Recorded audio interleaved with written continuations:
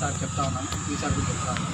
ప్రపంచ కార్మికులు వేగం కండి అని చెప్పేసి ఒకప్పుడు నినాదాన్ని ఇస్తే దాంట్లో పని గంటలు లేని కార్మిక వ్యవస్థను 10 గంటలు తీసుకొని రావడం జరిగింది. 10 గంటలు అనేవి 8 రోజులు 8 గంటలు పని చేయాలి, 8 గంటలు ఫ్యామిలీతో గడపాలి, 8 గంటలు నిద్ర అనేది ఉండాలి కార్మికులు అని చెప్పేసి 1886లో జరిగిన ఉద్యమం తర్వాత నిరసన గళం ఎత్తిన తర్వాత మనకు హక్కులు అనేవి వచ్చినాయి.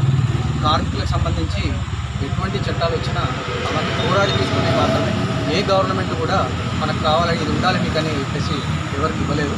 దాన్ని పోరాడి తీసుకున్న దాన్ని మెయింటైన్ చేయాలి. మెయింటైన్ చేస్తూ దాంట్లో భాగంగానే మనం ఏంటంటే కార్మిక వ్యతిరేక ప్రజా వ్యతిరేక విధానాలు పాల్పడుతున్నట్టు ప్రజెంట్ గవర్నమెంట్ సెంట్రల్ గవర్నమెంట్ ఏదైతుందో ఎన్డీఏ గవర్నమెంట్ మీద జాతీయ కార్మిక వర్గం మొత్తం ఒక రిఫరెండం ఇవ్వడానికి నిర్ణయించడం జరిగింది. ఆ నిర్ణయంలో భాగంగా రాబోయే మే 20వ తారీఖున సమ్మె అనేది పెట్టడం జరిగింది.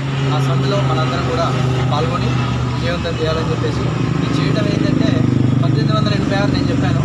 ఈ రోజుకి 150-140 ఏళ్ళు అయితే కూడా కనీసం మనకు ఇచ్చిన హక్కులను కాపాడుకోలేకపోతున్నాము.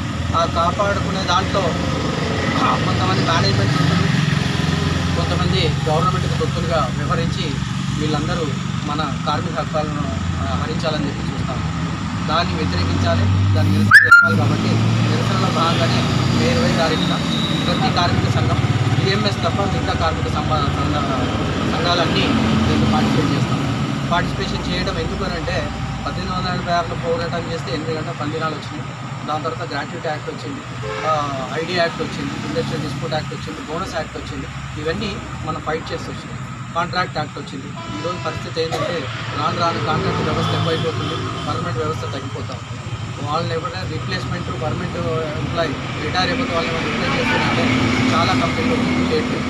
దాన్ని మనం కాపాడుకోవాలంటే మాత్రం డెఫినెట్గా నిరసన గలంలో మనం కూడా ఒక గలమే ముందుకెళ్ళాలని చెప్పేసి దాంతోపాటు కంపెనీలో జరుగుతున్న ప్రాబ్లమ్స్ ఉందాక సత్య అన్నట్టుగా ఏది మాట్లాడుకునేదానికి ఒక ప్లాట్ఫామ్ అనేది ఉంటుంది. ఆ ప్లాట్ఫామ్ ప్రకారంగా మాట్లాడేసుకొని దాన్ని క్లియర్ చేసుకోవాలి.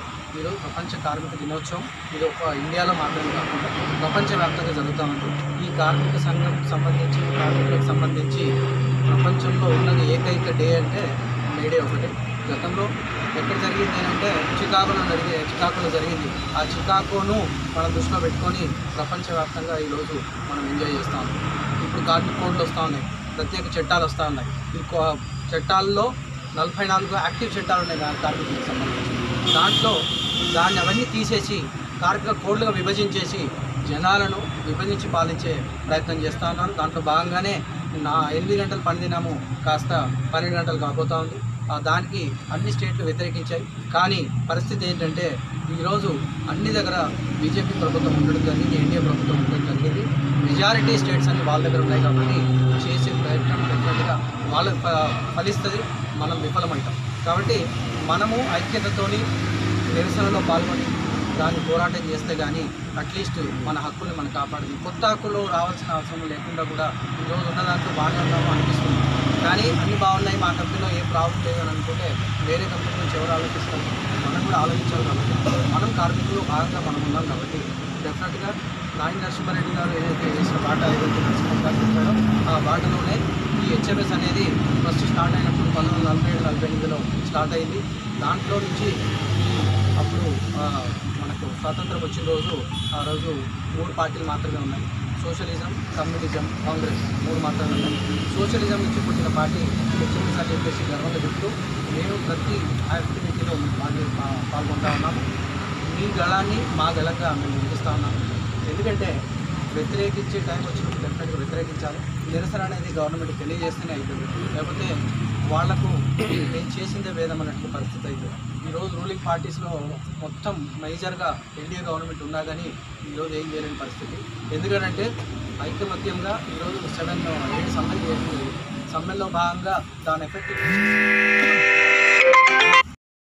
జరుపుకుంటున్న కార్మికులందరికీ, అలాగే ఈరోజు ఇక్కడికి విచ్చేసిన మనోహర్ గారు కానీ, మరి అలాగే లక్ష్మారెడ్డి ఉషా జనరల్ సెక్రటరీ ప్రస్తుతం చిన్న చిరంజీవి ఉషా జనరల్ సెక్రటరీ చేసుకుంటూ వచ్చినాం అక్కడ నుంచి. అందుకోసం అంటే ఏది ఏమైనా కూడా ఇప్పటిదాకా చెప్పినట్టుగా మనం మేడే అనేది ఒక పటిమ, మనము పోరాటం చేయడం కోసం ఐక్యంగా ఉంటే మీకు ఎట్లా వచ్చింది ఏమొచ్చిందని దీని మీద చాలా జరిగినాయి. అమెరికాలో జరిగినాయి, అన్ని రక్తపాతం అయింది, అన్ని జరిగినాయి. అన్ని జరిగిన తర్వాతనే మనకు 8 గంటలు అనేది వచ్చింది. నాట్ ఓన్లీ 8 గంటలు, ఏది వచ్చినా కూడా ఏ చట్టం కూడా ఉట్టిగా రాలేదు, ప్రతి వారికి ఫైట్ చేస్తూనే వచ్చింది. ఇప్పటిదాకా మిత్రులు చెప్పినట్టుగా మేనేజ్మెంట్ ఏదో చేస్తుంది, ఇదో ఏమన్నా చేయనండి. ఎవరు ఏం చేసినా కూడా మన హక్కులు మన దానికి మనం కాంప్రమైజ్ కావాల్సిన అవసరం లేదు. కానీ దానికోసం మనం పోరాడదాం. మీరందరూ ఇప్పుడు మేము ఒక్కటే కాదు వచ్చి మేము పోరాడదామని చెప్పినంత మాత్రం కాదు, మీరందరూ కూడా మాయపడుతుంటే మేము పోరాడతాం. అందుకోసం ఆ స్ఫూర్తి కోసమే మనం మేడే జరుపుకుంటూ ఉంటాం. ఈ మేడ నుంచి వచ్చే మేడలు కూడా ఎన్ని పోరాడాలంటే ఏదైనా కూడా మనందరం ఒక్కటి ఉంటే మన కార్మికుల కోసం కొట్లాడదామని చెప్పేసి అందరిగా చేస్తూ చాలా మాట్లాడదాం. చాలా కంపెనీలు పోవాలి. దయచేసి థ్యాంక్ యూ.